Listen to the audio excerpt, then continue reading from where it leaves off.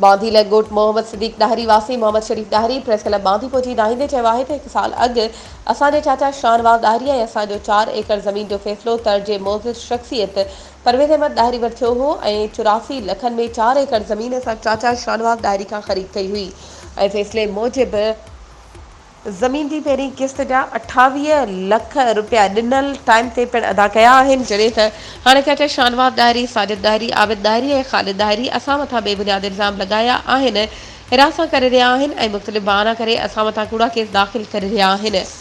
उन्हनि वधीक चयो त असांजो चाचो चालबाज़ माण्हू आहे जेको वक़्तनि ब वक़्तनि असांखे धमकाए रहियो आहे ऐं कूड़नि केसनि में फासाइण जूं धमकियूं पिणु ॾेई रहियो आहे। जेकॾहिं मूंखे ऐं मुंहिंजे भाइरनि खे को नुक़सानु पहुतो त इन जो ज़िम्मेवार शाहनवाज़ डाहरी साजिद डाहरी माजिद डाहरी आबिद डाहरी ऐं ख़ालिद डाहरी हूंदा। हुन SSP शहीद बनज़ीराबाद ऐं आला अमलदारनि खे अपील कई त मामले जी जांच करे असां सां इंसाफ़ कयो वञे। वधीक ख़बरुनि ऐं अपडेट्स जे लाइ असांजे चैनल खे सब्सक्राइब कयो ऐं हा बेल आइकन खे प्रेस करणु न विसारिजो त जीअं असांजी हर नई अचण वारी वीडियो तव्हां ताईं पहुची